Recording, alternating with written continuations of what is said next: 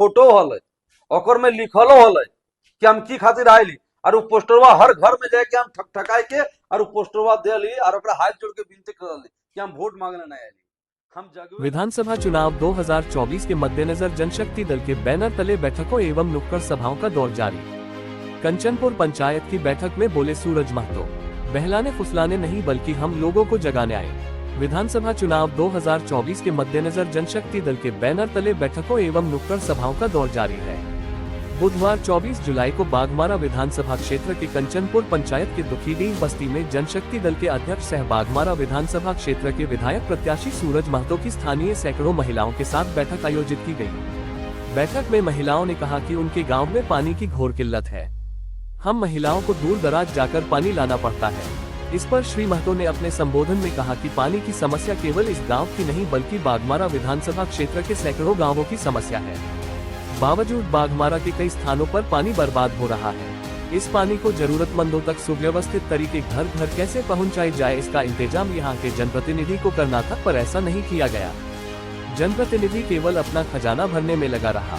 श्री महतो ने कहा कि कोई जनप्रतिनिधि क्षेत्र में काम नहीं करता है तो अगले चुनाव में उसे बदल देना चाहिए था, लेकिन उन्हें बार बार जिताकर हमने अमनी समस्या खुद खड़ी की। इस बात को कोई स्वीकार नहीं करना चाहता है, लेकिन ये कड़वी सच्चाई है।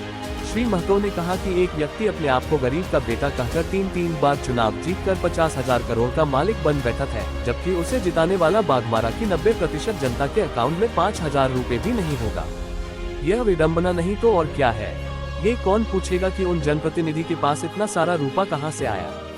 श्री महतो ने कहा कि हम बहलाने फुसलाने नहीं बल्कि लोगों को जगाने आए। ये बात हमने पिछले साल भी अपने इस्तेहार के माध्यम से कहा था। श्री महतो ने कहा कि बाघमारा में पानी एकमात्र नहीं बल्कि रोजगार की उपलब्धता बहुत बड़ी समस्या है। अगर सही नियत से यहाँ रोजगार का सृजन किया गया होता तो माता बहनों व भाइयों को रोजगार की तलाश में दूसरे राज्यों में नहीं जाना पड़ता।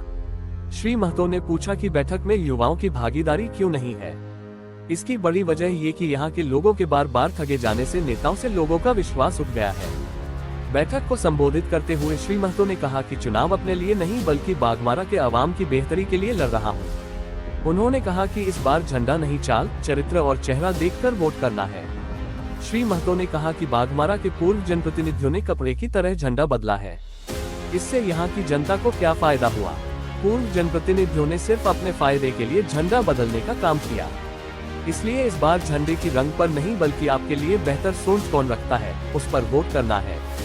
श्री महतो ने कहा कि पूर्व में उन्हें कई पार्टियों से सिर्फ धोखा और छलावा मिला है, इसलिए इस बार उन्होंने निर्दलीय ही चुनाव लड़ने की ठानी है।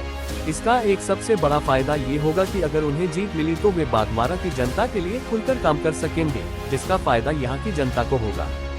श्री महतो ने कहा कि कतरास हटिया खटाल हमारे घर जैसा है। हमने इन जगहों पर अपना बचपन जिया है। आप लोगों से सहयोग और समर्थन मांगने का मुझे पूरा अधिकार बनता है। श्री महतो ने कहा कि उन्होंने परिवर्तन की जो लड़ाई पिछले साल शुरू की थी वह अंतिम पड़ाव की ओर है।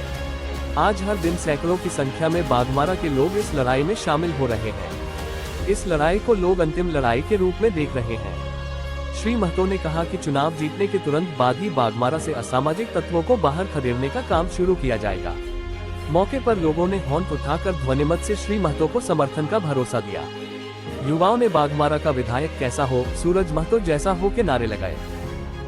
अपन घर के चाबी तो गांव के कोनो आदमी के दिली और तोर घर द्वार खपड़ा बिचाली टाटी सब बेच देले, सब बेच के खा गए।